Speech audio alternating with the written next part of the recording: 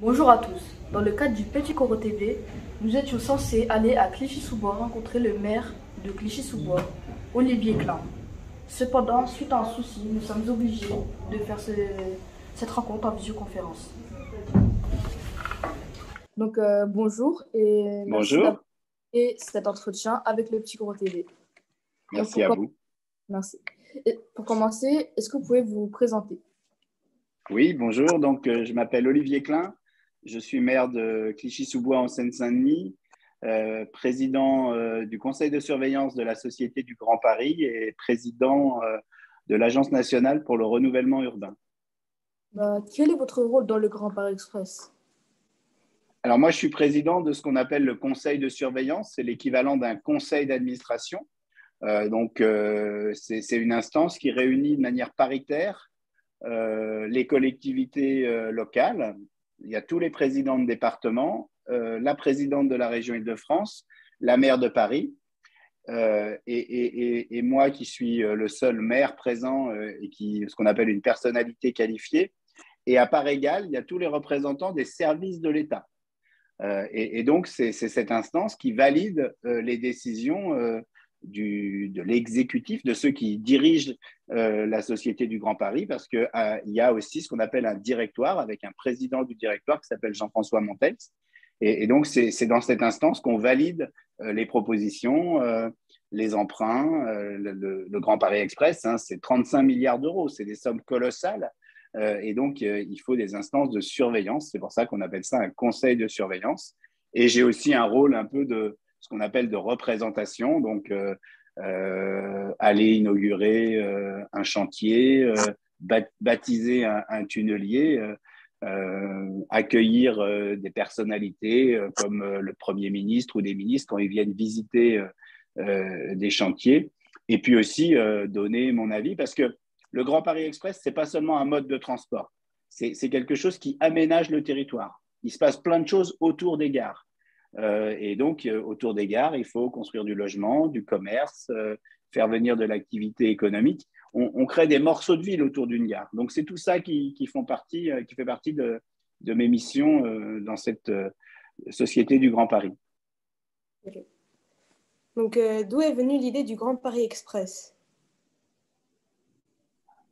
C'est un projet qui date de loin. On sait que les déplacements vers Paris sont relativement faciles, mais les déplacements entre banlieues sont extrêmement compliqués. Souvent, les modes de transport en région Île-de-France rabattent sur Paris. Et pour aller d'un point à un autre en banlieue, on est souvent obligé de passer par Paris et repartir dans l'autre sens.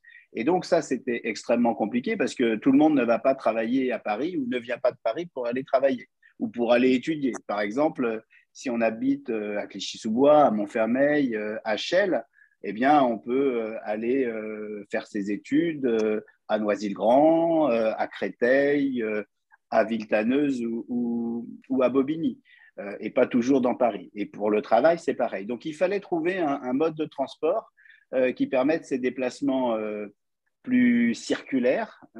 C'était le Grand Paris Express et c'était aussi le besoin d'amener des transports là où il y en avait très peu. Et on sait que au bout du territoire de ce qu'on appelle la zone dense, il y avait encore des lieux comme Clichy-sous-Bois et Montfermeil dans lesquels les transports étaient très peu présents. Il fallait prendre un bus, depuis pas longtemps un tramway, pour quitter ces territoires et c'était extrêmement difficile d'aller travailler, étudier, se divertir dans des temps courts. Donc, qu'est-ce qui va changer pour les habitants concernés? Ça va faire des villes où il y a une gare. Alors, il y a des villes qui ont déjà des modes de transport et la gare vient rajouter plus d'interconnexion, comme on dit. Et pour d'autres, comme Clichy-sous-Bois et Montfermeil, on n'a pas de gare. Et donc, ça va être une vraie révolution en termes de temps de transport. Ça va permettre de faire de nos territoires un lieu de départ dans de bien meilleures conditions, mais aussi un lieu de destination.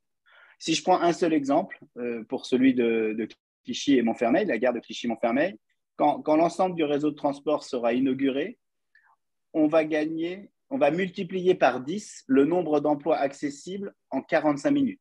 C'est phénoménal. On va passer de 300 000 emplois accessibles en 45 minutes à 3 millions d'emplois. Donc, ça bouleverse profondément le rapport à la métropole, ça bouleverse les temps de transport. On sera très vite à Saint-Denis-Pleyel. Et entre Clichy-sous-Bois et Montfermeil et Saint-Denis-Pleyel, on aura croisé plein de gares où il y aura la possibilité de faire un changement et de récupérer très vite le RER B, aller sur des universités, des lieux, des pôles d'emploi. Évidemment, on pourra aller beaucoup plus vite sur Roissy. Et puis, dans l'autre sens, en partant de Clichy-sous-Bois-Montfermeil toujours, eh bien, si on s'arrête à la gare de Chelles, par exemple, on pourra récupérer le RER E, qui est un RER très important. Puis, si on continue son chemin, on va arriver à Noisy-Champs, là où il y a la cité universitaire Descartes, et puis là où il y a aussi le RER A. Donc, voilà, ça change profondément notre rapport au temps de transport. Et puis, c'est un métro qui sera complètement automatique, avec la Wi-Fi partout, avec des conciergeries où on pourra récupérer ses colis. Enfin, voilà. Et quand on sortira de la gare, d'abord, ce sont de très belles gares. Et donc, on crée des places. Autour d'une gare, il y a du logement qui a souvent envie de s'installer, des promoteurs. Donc, voilà, c'est une vraie révolution. Je crois, d'abord, c'est circulaire. Donc, le Grand Paris Express fait une révolution au sens géographique et du terme, et puis une révolution parce que ça bouleverse profondément les temps de transport. Quel impact aura le Grand Paris Express sur l'environnement? Alors, sur l'environnement, d'abord, c'est un mode de transport qui est non polluant, mais dès aujourd'hui, on est très attentif parce que vous imaginez bien que pour faire un métro souterrain, aujourd'hui, il y a 23 tunneliers qui creusent partout sous la région parisienne. Et donc, il y a des terres qui sont sorties et on est très attentif à essayer d'être le moins polluant possible. C'est compliqué parce que c'est des milliers de tonnes de terre qui sont sorties, mais tout à l'heure, vous parliez d'un parc. Ces terres-là, elles servent à combler des vieilles carrières pour créer des parcs. Ces terres-là, elles servent à construire des briques, par exemple. Il y a un site à Sevran qui fabrique des briques en terre crue qui vont être réutilisées pour construire du logement. Là où on peut, ces terres, on les met dans des voies fluviales, dans des péniches pour éviter qu'il y ait des camions qui circulent.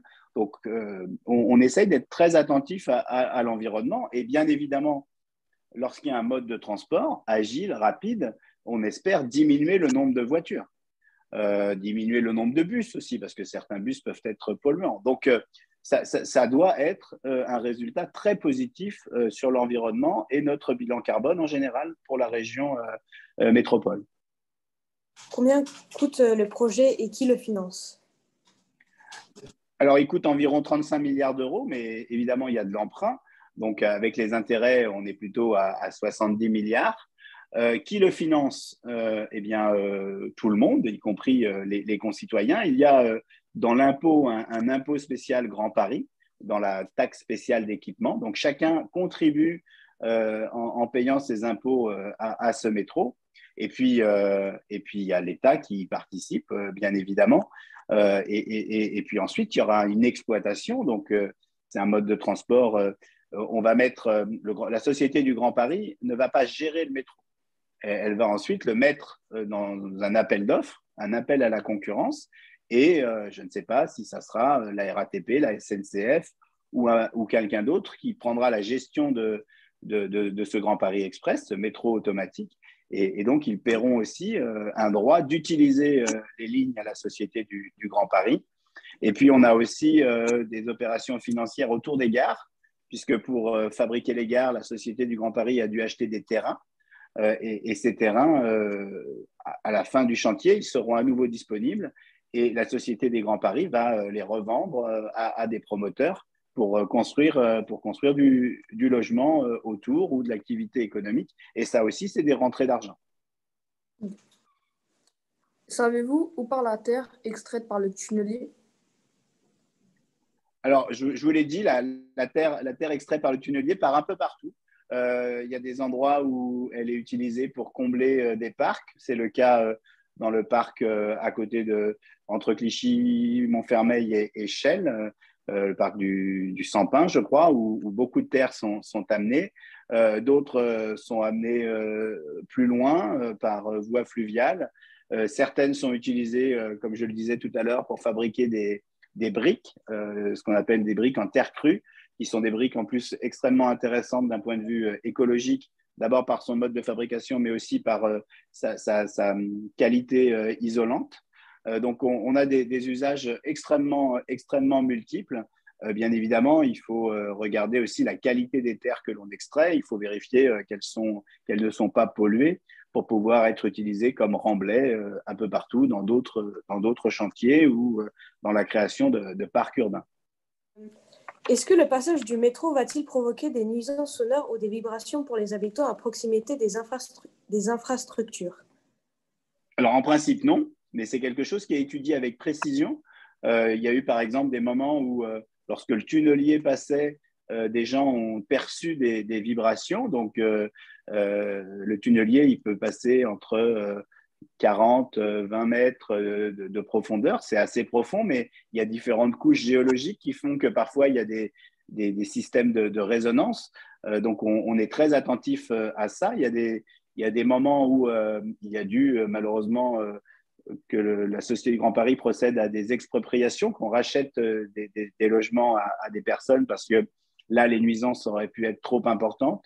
Et puis, quand le métro va fonctionner, il y aura des capteurs. Si des gens perçoivent des vibrations alors qu'on n'y pensait pas, eh bien, à ce moment-là, on se donnera les moyens de rémunérer les familles en fonction du préjudice. C'est difficile à évaluer. En principe, en tout cas, on se donne les moyens parce que le métro est un métro très moderne et donc on espère que les nuisances seront très faibles, mais on ne peut pas les exclure tant que le métro ne fonctionne pas. Quand la ligne 16 sera mise en service? Alors, la ligne 16, elle va être mise en service en plusieurs périodes. Une première fois en 2026, d'abord autour des Jeux, il y a la ligne, les arrivées à Saint-Denis-Pleyel qui seront faites avant les Jeux Olympiques. Mais pour le reste, pour l'essentiel, entre Saint-Denis, Pleyel et Clichy-sous-Bois-Montfermeil, c'est une mise en service en 2026 à peu près, début 2026. Et entre Clichy-sous-Bois-Montfermeil et Chelles, on est dans une mise en service en 2028, 2027, 2028. Merci pour toutes ces réponses, Olivier Klein. Et à vous pour la qualité de vos questions surtout. Merci.